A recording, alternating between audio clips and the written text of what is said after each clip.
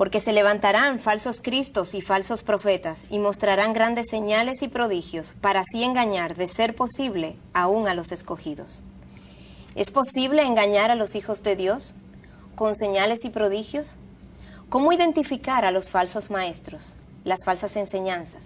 ¿Cómo comprobar que estamos en la verdad?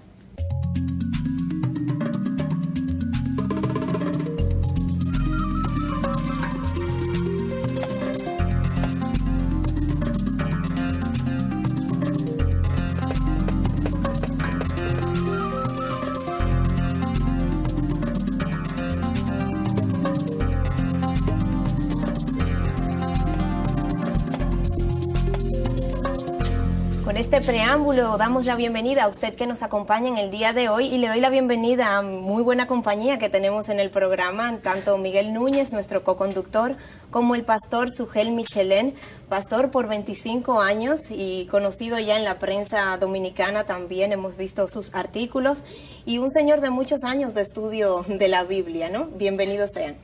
Gracias, Patricia, y gracias, Miguel, por darme la oportunidad de compartir este tiempo. Bueno, gracias a ti, Sugel, por venir. Y Patricia, qué bueno que podemos una vez más conversar algo que es de suma importancia para el pueblo de Dios y aún para el mundo secular. Así es, Respuesta se ha comprometido con la presentación de la verdad y, de hecho, el eslogan de nuestro programa es verdades absolutas para un mundo relativo.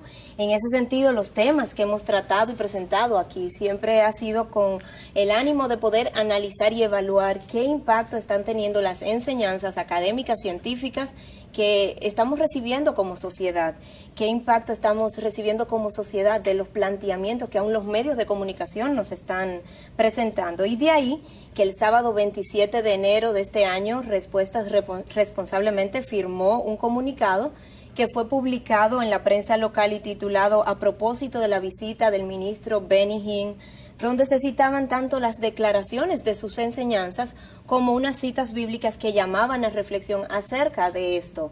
Miguel, el comunicado lo publicó Integridad y Sabiduría como presidente de esta institución.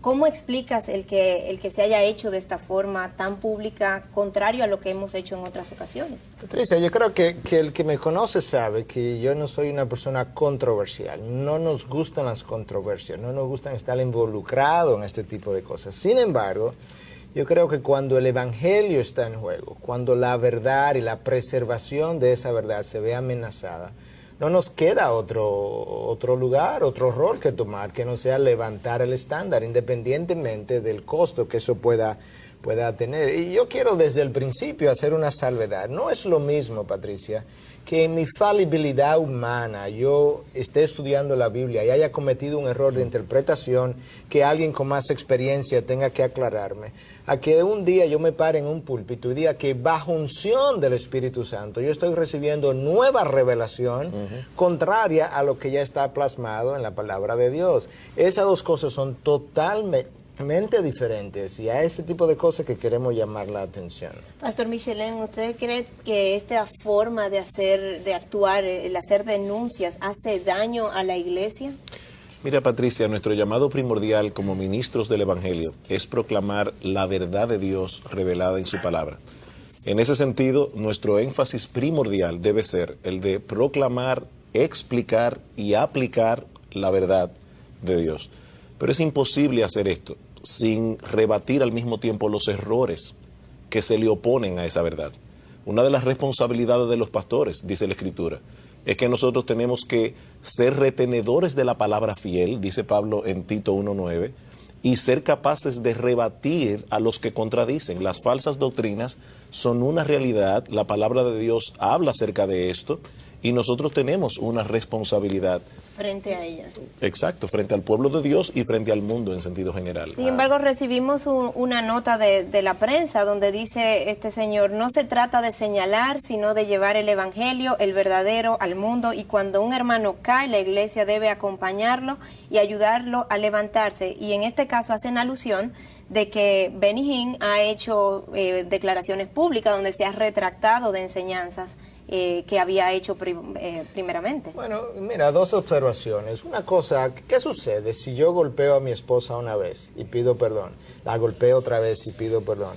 Y de forma reiterativa incurro en lo mismo. Llega un momento en que yo pierdo credibilidad y ella ni nadie me cree. Y con relación al comentario, ¿verdad?, que se nos envió y lo recibimos muy bien, para eso estamos abiertos, pero yo quiero que el pueblo entienda, el pueblo cristiano y el pueblo secular, que nosotros hemos sido llamados por la palabra a contender ardientemente, dice Judas 3, precisamente por la verdad que se le ha delegado a los santos que hemos recibido. Oye las dos palabras, contender y ardientemente. ¿Te das cuenta de cuál es nuestro llamado entonces? Pero la pregunta es, ¿qué es más dañino? ¿Es más dañino permanecer callados o denunciar lo que estamos viendo? ¿Dejar que el pueblo crea lo que oye o lo que quiere oír? Pastor Sugel, ¿qué opina de esto? Como decía Miguel al principio, nosotros no debemos ser amantes de la controversia ni desear ofender a nadie. Pero sería una falta de amor y una falta de responsabilidad no denunciar públicamente las falsas enseñanzas. Me llama la atención cómo en 2 Timoteo 4, 14 y 15 el apóstol Pablo cita por nombre a un tal Alejandro que se había opuesto fuertemente a las enseñanzas apostólicas. Las falsas doctrinas no son un juego. En Ni Romanos, son nuevas. Ni son nuevas. En Romanos capítulo 16, los versículos 17 y 18, Pablo dice, os ruego, hermanos, es un ruego, que os fijéis en los que causan divisiones y tropiezos en contra de las doctrinas que vosotros habéis aprendido y que os apartéis de ellos. Tenemos esta cita aquí en pantalla para poder revisarla. Y noten cómo en esa cita, al final, Pablo habla de que estas personas vienen con palabras hermosas, con lisonjas, y engañan a los incautos. Sí, dice, porque los tales son esclavos no de Cristo nuestro Señor, sino de sus propios apetitos, y por medio de palabras suaves y lisonjeras engañan los corazones de los ingenuos. Bueno, Patricia, la razón por la que, como decía el pastor Michelén, nosotros no podemos permitir este tipo de cosas, el cristiano no debe. Una buena ilustración es esta: si tú tienes grietas en la zapata de un edificio, tú no puedes permitir que eso continúe. Eso pone en riesgo a las personas que habitan en el edificio o que trabajan en el edificio. Eso es exactamente lo que son malas enseñanzas, grietas en lo que es la columna vertebral que sostiene la fe cristiana. O sea que permanecer callado va a tener también un costo, va a tener un precio. Muy alto. ¿No encuentra esto también usted, Pastor Sugel? Mira, si la doctrina es errónea, el resultado será dañino, independientemente del bienestar inicial que las personas que reciben estas enseñanzas experimentan. Dice Pablo en 1 Corintios 15, 33, las malas conversaciones corrompen las buenas costumbres. Y Pablo no estaba hablando allí de moral y cívica. Él lo dice en el contexto de personas, de falsos maestros que estaban enseñando falsas doctrinas en la iglesia de Corinto, diciendo que la resurrección era un mito. Y Pablo entendía que atacar la doctrina de la resurrección en la iglesia iba a traer como consecuencia una conducta cristiana equivocada. Así es. Entonces, ambos estoy escuchando que hablan de doctrina y quizás muchos que nos están viendo no entienden qué significa, qué abarca lo que es la doctrina. ¿Es la Biblia la doctrina? ¿Incluye otras cosas, otras interpretaciones? Bueno, mira, la palabra doctrina en el griego es didascalia, traducida a veces como enseñanza y muchas veces como doctrina propiamente dicha. De manera que cuando tú oyes a alguien que te dice, mira, no me hable de doctrina, yo solamente quiero a Jesús, solamente háblame de Jesús, esa persona no entiende lo que es la palabra doctrina, porque cada vez que tú hablas algo de Jesús, el simple hecho de decir Jesús es el Salvador del mundo, es una doctrina. O Jesús es amor. Claro, si tú no quieres hablar de doctrina, no puedes hablar de Jesús. ¿Te das cuenta entonces que esto es sumamente serio? O sea, ambos han dado importancia capital a la doctrina dentro del pueblo de Dios. Sin embargo, dentro del pueblo cristiano, no todos los grupos le dan esa importancia. Y de hecho, me pregunto hasta qué punto no es que hay un llamado distinto para ciertos grupos. Se pueden preguntar mucho si es que hay un grupo determinado que está llamado a ser más académicos, más profesores, más maestros de las doctrinas, y otro grupo que vive conforme a otro llamado. No, cuando tú revisas la palabra, tú te das cuenta que el llamado a escudriñar las Escrituras es para todo el mundo. De hecho, si hay algo que a mí me llama la atención, es como en Hechos 17, el apóstol Pablo está aplaudiendo a aquellos que son de Berea, y él decía entonces que eran más nobles que aquellos de Tesalónica, porque día a día escudriñaban las Escrituras, escucha ahora Patricia, para ver si lo que nosotros estamos enseñando es cierto. Y eso es lo que nosotros quisiéramos hacer, que todo el mundo pueda escudriñar las Escrituras para ver si lo que el pastor Sugel hoy, el pastor Miguel hoy, Benijín mañana, si lo que ellos están enseñando es cierto, porque ese es el parámetro, ese es el patrón. Conforme a lo que dice la Biblia. Correcto. Yo creo que con relación a, tú decías, no todo el mundo le da la misma importancia. Yo creo que ha habido dos problemas, lamentablemente. Uno, yo creo que por una parte hay un grupo que no se ha percatado de la importancia, ¿verdad?, no tiene suficiente apreciación por lo que es la doctrina bíblica. Y dos, no ha entendido las implicaciones de no tener una doctrina bíblica correcta. En despegarse de ella. Claro, cuando esas dos cosas se combinan, entonces tú tienes una falta de desinterés, o un desinterés, mejor dicho, por la presencia de doctrina en tu vida y en la iglesia en la que estás. Un ejemplo de esto lo podemos poner en cuanto a... traerlo quizás más contemporáneo, cuando podemos apreciar ya lo que son ejemplos de despegarnos de doctrina al día de hoy. Pensemos, por ejemplo, en el impacto que puede tener en un creyente sincero abrazar la doctrina de Benijín sobre la enfermedad. Según Benijín, y aquí voy a citar Patricia y Miguel textualmente lo que él dice, la enfermedad no tiene nada que ver con ninguno de nosotros, no tiene cabida en el cuerpo de Cristo. Y luego Benijín añade, eso quiere decir, para que no haya dudas, que no podemos tener ni un dolor de cabeza, ni problema de sinusitis, ni aún un dolor de muelas, nada, ninguna enfermedad puede atravesarse en nuestro camino.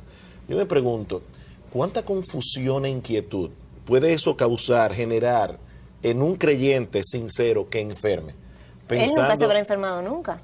Bueno, no lo sé, pero este creyente va a estar pensando que la enfermedad fue el producto de un pecado o que tal vez Dios no lo está amando, Dios no lo ama.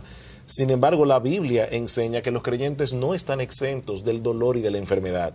Más bien nosotros vemos en las Escrituras casos de creyentes fieles que tuvieron muchas aflicciones físicas. El caso de Job es el caso más conocido, pero nosotros tenemos también el caso de Pablo. Dice en Gálatas capítulo 4, versículo 13, que fue por causa de una enfermedad que él predicó el evangelio en Galacia al principio. O sea, que eso incluso sirvió para algo bueno. No, y en otros casos. Nosotros tenemos también el caso de Epafrodito. Dice en Filipenses 2, 25 en adelante, que por la obra de Dios enfermó casi a punto de morir. Por la obra de Dios, no por un pecado. Así es. A Timoteo, Pablo le dice, toma vino y no agua, porque el agua era muy contaminada en Palestina en aquellos días, por causa de tu estómago y de tus frecuentes enfermedades.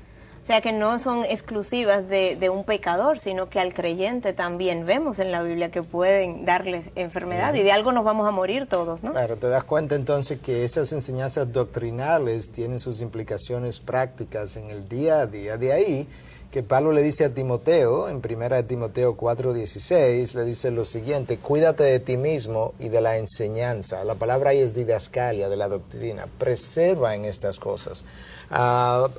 Haciéndolo asegurarás entonces la salvación, tanto para ti mismo como para los que te escuchan. Una mala doctrina en una persona que no tiene salvación lo va a llevar a creer que Dios le ha salvado, y se va a morir pensando que va a entrar al reino de los cielos. Estas son cosas muy serias. La pregunta de mucha de nuestra teleaudiencia es ¿cómo saber distinguir entre un predicador genuino y uno que está así enseñando falsas doctrinas, que es un falso maestro? Sobre todo cuando ambos están parados en un podio mencionando el nombre de Jesús, citando versos de la Biblia bajo todo lo que son las características desde fuera de un cristiano, bajo esa cobertura, digamos. Un falso maestro, por definición, es alguien que enseña falsas doctrinas. Por lo tanto, un maestro verdadero se conoce por su fidelidad a la enseñanza de las doctrinas bíblicas, de la palabra de Dios. Lo que distingue al verdadero maestro no es el hecho de que sea capaz de hacer obras prodigiosas, milagros, señales. Sí, porque no solamente están usando la Biblia, sino que están haciendo uso de grandes, haciendo demostraciones de señales y prodigios, como dice. Sin embargo, en el Nuevo Testamento se insiste una y otra vez a los creyentes que no tomen esas cosas como señales de veracidad o de fidelidad. El Señor Jesucristo dice en Mateo 24 que los falsos maestros, los falsos profetas, harán grandes señales y prodigios. Así es. Precisamente por eso son tan peligrosos, porque muchos pueden confundirse al verlos hacer obras tan extraordinarias. El Señor Jesucristo fue muy explícito en señalar que no son esos los frutos que nosotros debemos buscar a la hora de evaluar a un predicador o a un maestro de la verdad. En Mateo 7, cuando el Señor dice guardaos de los falsos profetas, dice por sus frutos los conoceréis. La pregunta es, ¿cuáles frutos? Bueno, en el versículo 21 en adelante dice el Señor, no todo el que me dice Señor, Señor, entrará en el reino de los cielos, sino el que hace la voluntad de mi Padre que está en los cielos. Y ahora noten, muchos me dirán en aquel día, Señor, Señor, no profetizamos en tu nombre, y en tu nombre echamos fuera demonios, y en tu nombre hicimos muchos milagros, y entonces les declararé, nunca os conocí, apartaos de mí, hacedores de maldad. O sea, que ellos estaban equivocados también, en cierto modo, esos mismos falsos maestros, porque lo hacían en el nombre de Jesús, pero no eran realmente genuinos. Sí, no era en el nombre de Buda, no era en el nombre de Mahoma.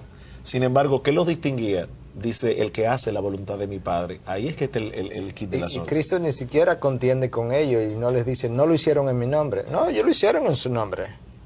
Pero Él nunca los conoció, nunca los reconoció, no estaban con su poder. Ciertamente no es nuestra intención enfocarnos en una persona, sino buscar los principios que pueden equipar a cualquier televidente que nos está viendo para evaluar, para poder discernir quiénes están siendo consistentes con esa voluntad de Dios que decían, que citaban ahora mismo. ¿De dónde vienen estos líderes? Quizás enseñarlos a evaluar qué motivación pueden tener las enseñanzas que ellos están promoviendo.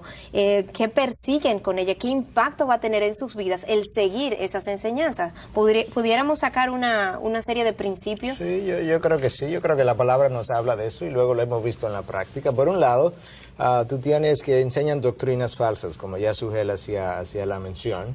Por otro lado, hay predicciones que hacen que luego no se cumplen. Y yo creo que eso es importante porque hay muchas predicciones hechas, no solamente por Benihim, por muchos otros de los llamados profetas de hoy en día, y que nadie le da seguimiento, que no se cumplen. Pero aún, Patricia, se cumpliera una predicción, porque tenemos el caso de Balán incluso, que en un momento dado predice y profetizó, y sin embargo es catalogado posteriormente por Pedro en su segunda carta como alguien que se ha ido detrás de la avaricia, detrás del dinero, por el amor al dinero. Tienes un falso profeta, de manera que si tienes una profecía X, Anás, el sumo sacerdote, profetizó que ese año moriría un hombre por todo el pueblo, y sin embargo no lo hizo porque era un sacerdote verdadero de Dios. Pero si tú tienes esa persona y entonces le acompañan enseñanzas herejes, pues obviamente eso es otra característica de cómo un falso profeta pudiera lucir. El énfasis en el dinero. Tienes a Balán ahí. Bueno, hoy en día hay muchos énfasis también en lo que es esta parte del dinero. Y nosotros sabemos, de hecho, lamentablemente, ahora mismo en nuestro país, una de las cosas en la que Benihim hizo énfasis fue el $1.000.000 que esta campaña le había costado, y cómo la gente tenía que venir a ofrendar. Pero aún peor, Patricia, en Nigeria, la cadena BBC de Londres reportó... Una cadena secular, no cristiana. Reportó, ¿verdad? Y tenemos en pantalla incluso parte del reporte.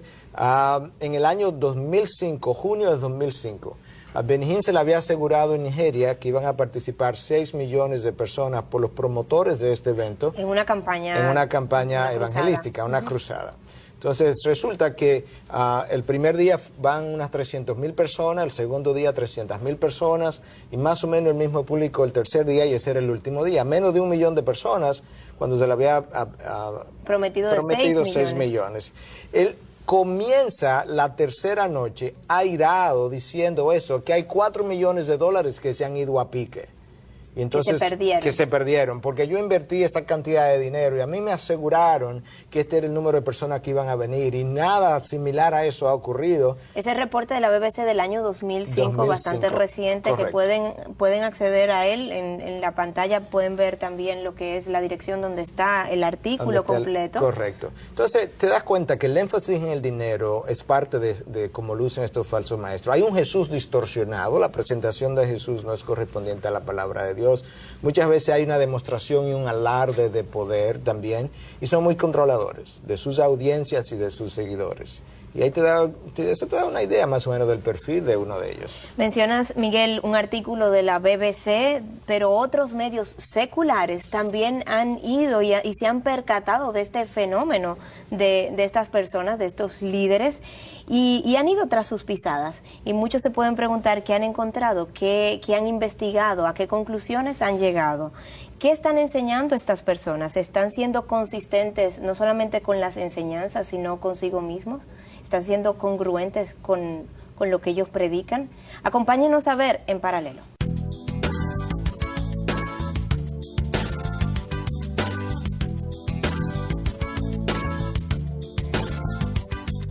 No es la voluntad de Dios que sus hijos sean pobres. Probablemente esta afirmación la ha escuchado en repetidas ocasiones. Quizás hasta suene bíblico para usted. Y es que hoy en día cada vez es más frecuente escuchar a evangelistas en la radio y en la televisión proclamar que Dios desea que los cristianos sean exitosos en todas las áreas de su vida, especialmente en el área de las finanzas, y enseñando que la prosperidad económica y el éxito en los negocios son una evidencia del favor de Dios. Pero ¿quiénes son las personas que proclaman este evangelio? ¿Y qué hay detrás de sus vidas? Aparentemente estas preguntas son las mismas que el mundo secular se ha estado formulando en los últimos años, hasta el punto de investigar y documentar de manera fehaciente el estilo de vida de estos predicadores, los cuales al ser examinados definitivamente dejan mucho que pensar.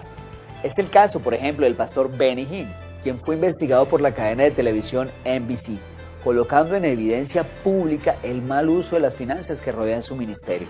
Excentricidades como estadías en suites presidenciales de hoteles 5 estrellas, una mansión que en la actualidad cuesta aproximadamente $10 millones, vehículos de lujo, un jet privado, compras en las tiendas más reconocidas del mundo, entre otras cosas. Todo esto despertó la curiosidad de muchos por conocer qué hay realmente detrás de la vida de este evangelista. As it may, Benny Hinn does manage to live very well.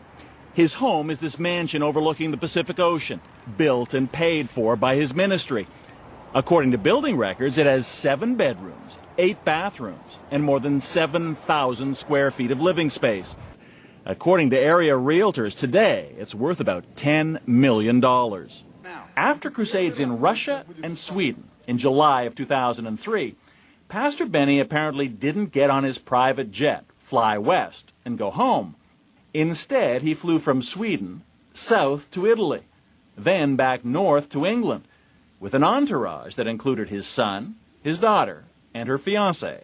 There were expensive meals, like this one for more than $900 in Italy, and one at this Lebanese restaurant in London for more than $1,700.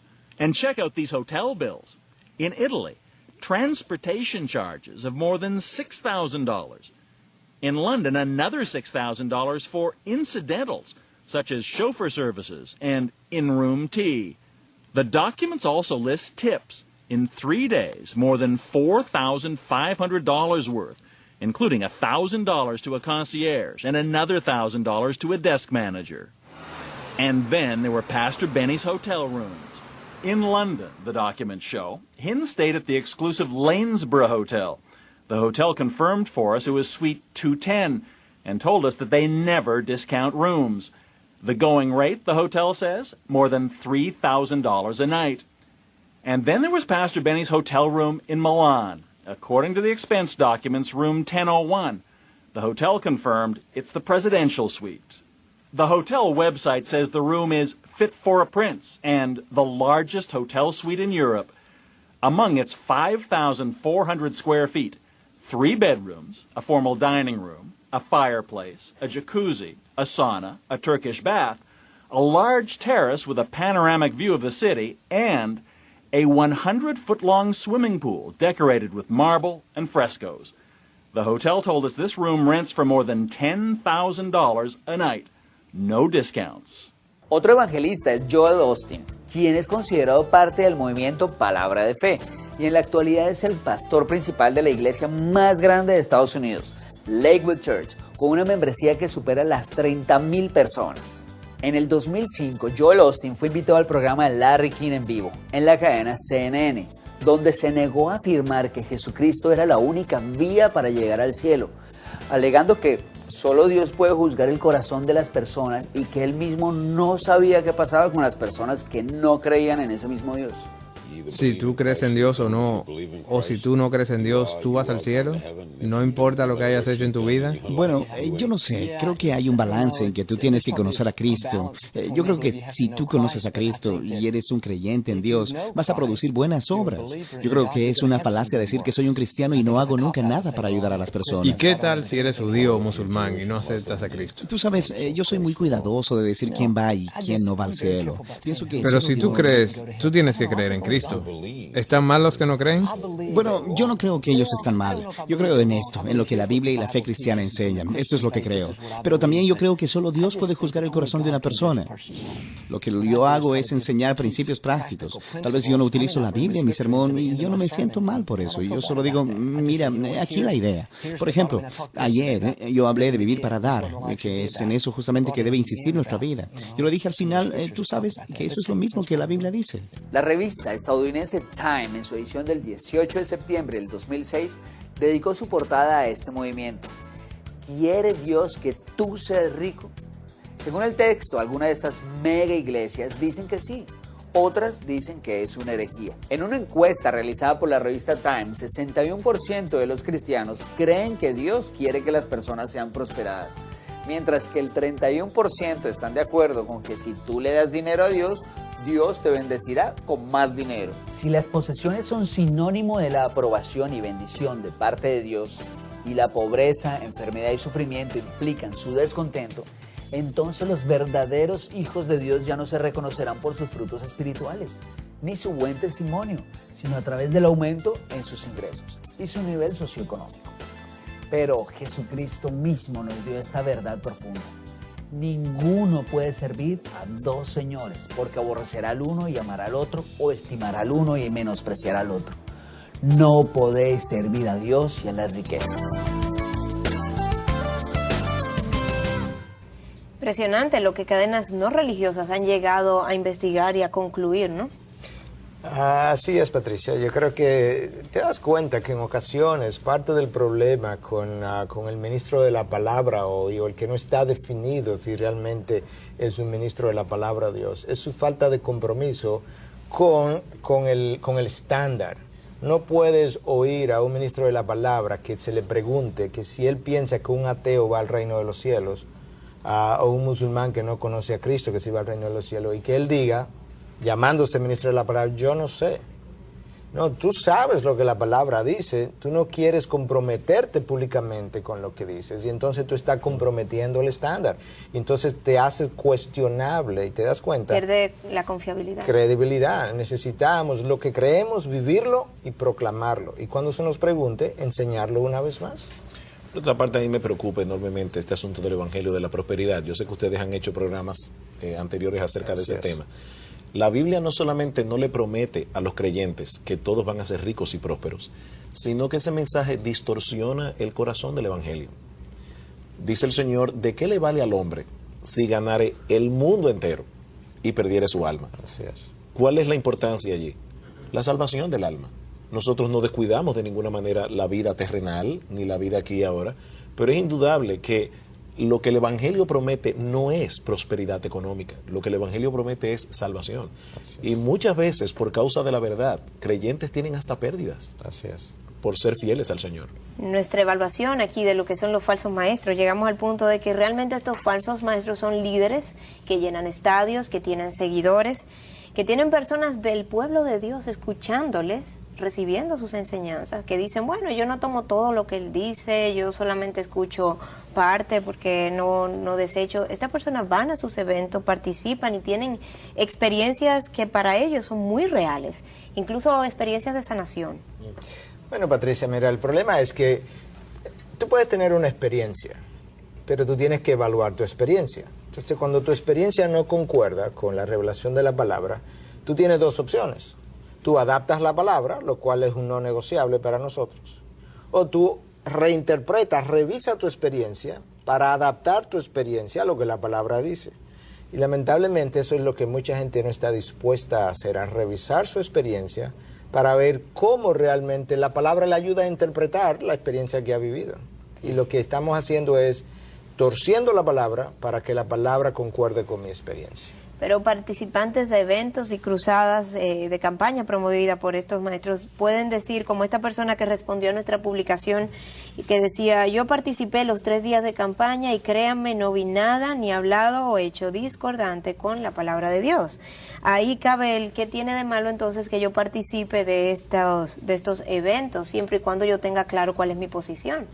Mira, Patricia, para comenzar, un falso maestro no es necesariamente, o no está necesariamente hablando falsedad todo el tiempo. Él puede hablar verdad bíblica, pero está salpicada muchas veces entonces de doctrinas falsas o de herejías. Es como que tenga... Herejías, Miguel, antes mencionabas el término también de herejías cuando debemos evaluar lo que son, y vamos a recordar a nuestra audiencia que son aquellas enseñanzas que son contrarias a lo que la palabra de Dios establece. Entendemos esto como la herejía. Así es. Y entonces, mira, yo creo que es importante ver esto que acabo de explicar en una forma ilustrativa. Tú tienes 100 papeletas de $1,000 o de $1,000, como quiera. Y tú tienes, no hay $1,000. Bueno, mil pesos, está bien. Esa ilustración la mantengo y es que es válida. Y entre esas papeletas, pues tú tienes 300 falsas de 1,000 que tienes, ¿verdad? Entonces tienes 700 verdaderas, o al revés. Bueno, entonces las falsas están pasando juntas con la verdadera, pero al final tú no tienes lo que creía que tenías, y eso es importante. Y algo que había dejado atrás, Patricia, y que quisiera recordar, es que el apóstol Pablo era tan específico con relación a esto de la nueva revelación que pudiera contradecir la palabra, que él decía, mira, aún si nosotros mismos, ya yo he predicado un evangelio, si nosotros regresamos ahora, si aún nosotros mismos o un ángel del cielo os predicare otro evangelio, diferente al que os ha sido predicado, que sea anatema. En otras palabras, si tú tienes la experiencia de que un ángel del cielo baja y te presenta otro evangelio, aún esa experiencia tiene que ser interpretada a la luz de la palabra. Y eso que tuviste, entonces, si verdaderamente fue un ser angelical, dice Pablo, bueno, porque sea anatema. Que ¿Anatema sea? Maldito, que es la expresión. Una maldición sobre esta persona que está predicando falsamente. Esto es serio. Miguel, hay citas que nos dicen realmente que aún que esos falsos maestros van a venir. Es algo como inevitable que el mismo Jesús está diciéndonos que va a suceder. Si es algo inevitable, entonces ¿por qué preocuparnos en hacer las denuncias? ¿No será esto parte del juicio de Dios para el pueblo? Que algunos lo oyen y otros no. O sea, no hay nada que hacer. Bueno, mira, la palabra nos manda, en 1 Juan 4:1, a examinar los espíritus. No creáis, amados, no creáis a todos los espíritus, probarlo, ponerlo a prueba, examinarlo. ¿Por qué? Porque muchos falsos cristos han venido al mundo y la palabra nos manda entonces a hacer ese trabajo. Pero mira una cita todavía más importante y más contundente. En el libro de Apocalipsis nosotros nos encontramos con a Jesús revisando las iglesias, 7 iglesias originales en Asia Menor. Y le está pasando disciplina, le está revisando. Cuando llega a la iglesia de Éfeso, congratula a la iglesia de Éfeso, pero mira la razón por la que Cristo congratula a la iglesia de Éfeso. Yo conozco tus obras, tu fatiga y tu perseverancia, y que no puedes soportar a los malos, y has sometido a prueba a los que se dicen ser apóstoles y no lo son, y los has hallado mentirosos. En otras palabras, lo bueno que la iglesia de Éfeso tuvo en esta revisión fue precisamente el trabajo que se tomaron en examinar a aquellos que se llamaron apóstoles y que no lo eran. Y Cristo los aplaude por ese trabajo que hicieron. El punto aquí es la seriedad de las falsas doctrinas, a dónde llevan. el impacto que van a tener. Y aún en personas que están inquietas por su alma, dice el Señor, guardado de los falsos profetas, en Mateo 7 otra vez. Pero ¿en qué contexto lo dice? Precisamente después de haber dicho, entrad por la puerta estrecha, porque ancha es la puerta y espacioso el camino que lleva a la perdición. El contexto está en el hecho del llamado a entrar por el reino y no engañarse a sí mismo entrando por un cristianismo fácil, por un cristianismo cómodo, que evade las demandas de la fe, del fruto de la fe y del arrepentimiento. En Jeremías, una de las cosas que él dice de los falsos profetas, en Jeremías 6:14, es que curan con liviandad las heridas del pueblo diciendo paz, paz, cuando no hay paz.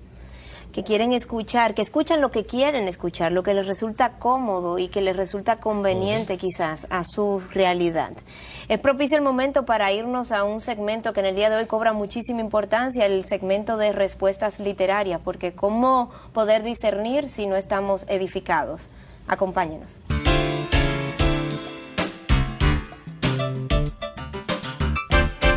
Nuestro primer libro en el día de hoy tiene un título muy apropiado y muy preguntado también. ¿Quién eres tú para juzgar?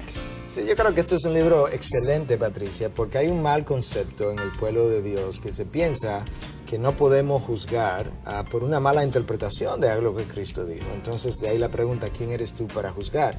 Este libro hace un análisis excelente de varios tópicos y, entre otras cosas, dice cuando tú juzgas doctrina, cuando juzga los falsos profetas, cuando juzga los milagros, cuando juzga el neopaganismo, cuando juzga los espíritus, ángeles y demás. Y tiene una serie de 10, 11 capítulos diferentes acerca de cómo juzgar cada una de esas cosas.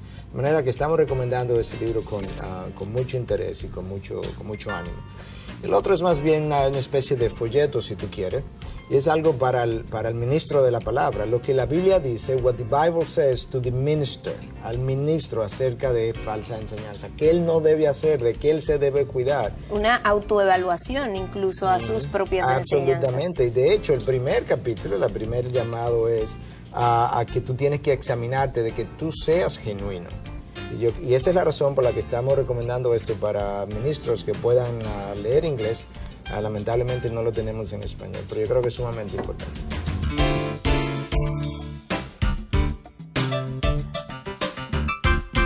La Biblia advierte no solamente contra falsos maestros, sino que usa la palabra profeta, los falsos profetas. Y la pregunta que tengo aquí es, ¿qué califica, según la Biblia misma, a los falsos profetas, Miguel? Bueno, mira, te vamos a dar una sola cita, una cita que es del Antiguo Testamento, incluso, de Deuteronomio.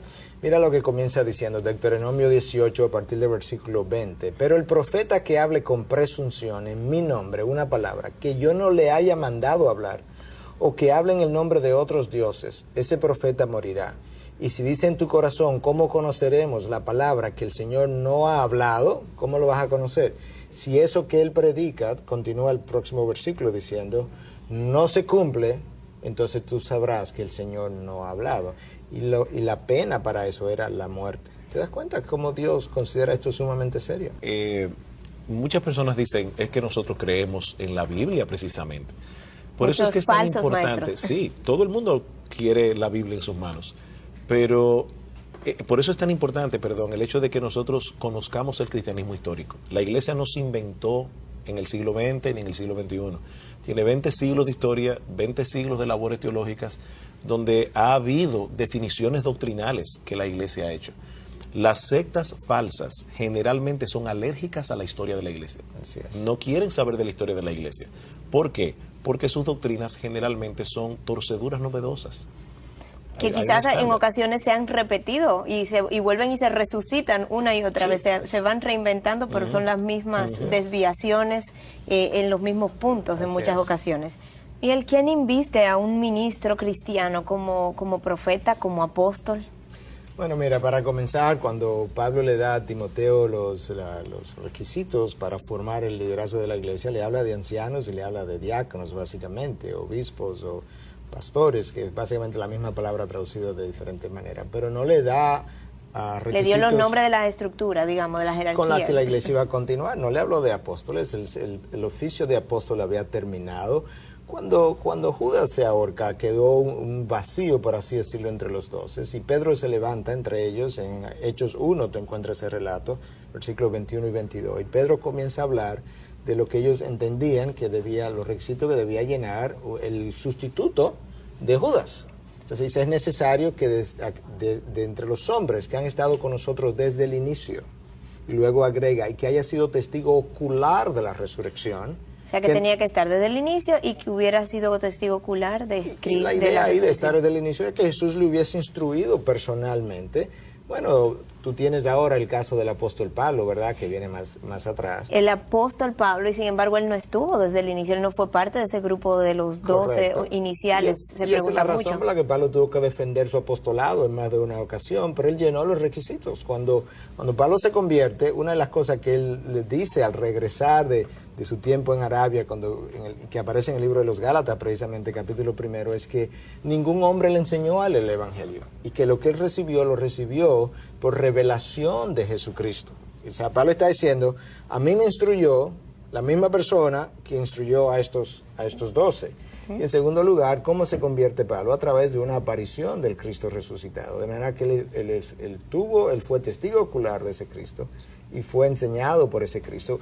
Cuando él defiende su apostolado a los Corintios, en 1 Corintios 9, él comienza diciendo, no soy libre. La próxima pregunta que él hace es, no soy apóstol. Y la próxima pregunta es, no he visto al Cristo resucitado, no he visto a Jesucristo, al Señor Jesucristo. En otras palabras, oye, si tú piensas que esto es un requisito, yo lo tengo también. El problema, Miguel, es que algunas personas hoy día dicen haber tenido apariciones y visiones de Jesús. Y haber sido enseñados directamente por Jesús también. Sin embargo, lo que no toman en cuenta es que en 1 Corintios 15, versículos 8 y 9, Pablo dice claramente que él fue el último testigo ocular de la resurrección. Ya no hay más. Así es. Cuando Judas es muerto por Herodes en Hechos capítulo 12, la iglesia no hizo ningún intento para sustituirlo, porque el ministerio apostólico no era permanente. Así es. Pablo dice en Efesios 2:20, los apóstoles pusieron el fundamento de la iglesia. Cualquier persona con un mínimo de entendimiento de lo que es una construcción sabe que el fundamento se echa una vez y para siempre. Así es. Nuestra labor como ministros del Evangelio es construir sobre ese legado apostólico que tenemos en el Nuevo Testamento. Preguntas@respuestastv.org es el correo electrónico donde nos puede hacer llegar sus inquietudes. Acompáñenos a nuestro segmento donde damos respuestas a sus preguntas.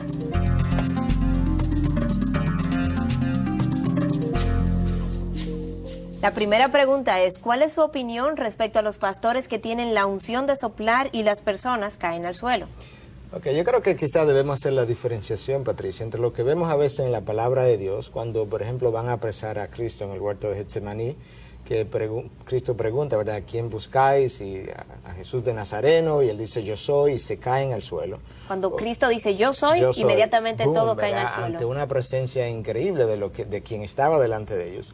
O quizá la experiencia de Juan en Apocalipsis también, cuando tiene la aparición de Cristo y se caen al suelo. Eso no es el fenómeno que nosotros estamos observando en televisión, donde hay una persona haciendo alarde de poder, tumbando masas enteras de personas en una congregación, simplemente para demostrar el control, el poder que él tiene.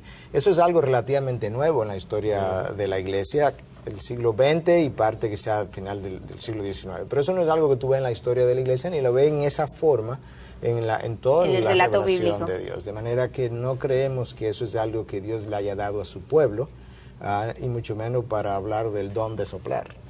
La próxima pregunta dice, ¿por qué hoy día la mayoría de los evangelistas predican más un mensaje de desarrollo económico que de amor por Dios? Bueno, recuerda que Pablo le hablaba a Timoteo de gente que tenía comezón de oído. Tienes una generación altamente hedonista, altamente materialista, a que le hace demanda a los predicadores. Predicadores quieren complacer su audiencia, lamentablemente, y en vez de predicar lo que Dios ha revelado y la dirección de Dios, le están predicando precisamente a la gente que tiene comezón de oído. Una generación materialista que quiere oír acerca del bienestar económico.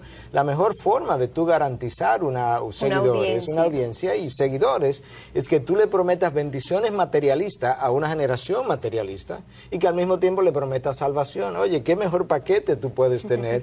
Tú vas a garantizar los mejores seguidores y la mayor cantidad de seguidores del mundo. La pregunta es si esos que están predicando el Evangelio de la Prosperidad son verdaderamente ministros de la palabra, y obviamente si son ministros ministros de la palabra no estuvieran predicando el evangelio de la prosperidad. Únicamente, no estarían hablando tampoco solamente acerca del dinero constantemente. Claro, Dios ha prosperado individuos, pero eso no es el evangelio de la prosperidad, es bendiciones en base a donaciones. Recuerden, amigos, que también pueden acceder a nuestro programa a través de nuestra página de internet www.respuestastv.org y ahí dirigirse al segmento de preguntas donde nos puede hacer llegar sus inquietudes.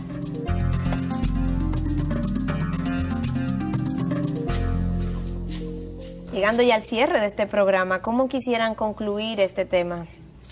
Cuando Pablo se despedía de los hermanos de Éfeso en Hechos capítulo 20 y luego de haberles advertido acerca de los falsos maestros, Pablo les dice en el versículo 32, ahora os encomiendo a Dios y a la palabra de su gracia, que tiene poder para sobreedificaros y daros herencia entre los santificados. Dios nos guarda por su palabra. Mi exhortación al público es, escudriñen las Escrituras, ella es lámpara a nuestros pies, ella nos guía por camino seguro en medio de un mundo peligroso. Yo creo, Patricia, que es importante recordarle a aquellos que nos han estado siguiendo de la importancia de esta falsa doctrina de los falsos maestros. De hecho, algunos estudiosos, y entre ellos John MacArthur, ha hecho la observación de que este tema de las falsas enseñanzas es tan importante que prácticamente aparece de una u otra manera en cada libro de la Biblia. Eso nos da una idea. Entonces, a manera de conclusión, yo quisiera mencionarte 5, 6, 7 puntos importantes y que representan quizá un llamado incluso, no solamente para el miembro de una iglesia, sino para el ministro de la palabra. Y el primero de ellos es, asegúrate de que eres genuino. Asegúrate de que tú mismo eres genuino. En segundo lugar, guárdate de los que resisten la verdad. Tercero, rechaza las herejías y los falsos maestros. Cuarto, no perviertas el evangelio de Cristo ni prediques otro evangelio. Quinto, no prediques otro Jesús que no sea el predicado por las Escrituras. 6, no enseñes como doctrina de Dios las tradiciones, ideas y mandamientos de hombres. 7, no te dejes llevar por los mitos, especulaciones, fábulas, ideas y doctrinas falsas de hombres. Y finalmente, apártate de las palabras vanas, ciencia y conocimientos falsos. Yo creo que con eso nosotros podemos resumir o concluir nuestro programa con ese llamado y esa advertencia. Muchísimas gracias a ambos por haber compartido este tiempo con nosotros. Gracias por su aporte a lo que es la comunidad que nos está siguiendo y viendo. Gracias una vez más, Patricia y Miguel. Gracias a ti, Sugel, por sacar tiempo, ¿verdad?, de tu ocupación, y gracias de nuevo por estar con nosotros, Patricia, y qué bueno que usted también pudo estar con nosotros. Ojalá que usted pueda escudriñar la palabra y hacer lo mismo que las personas de Berea. Asegúrese que lo que estamos diciendo concuerda con lo que la palabra de Dios dice.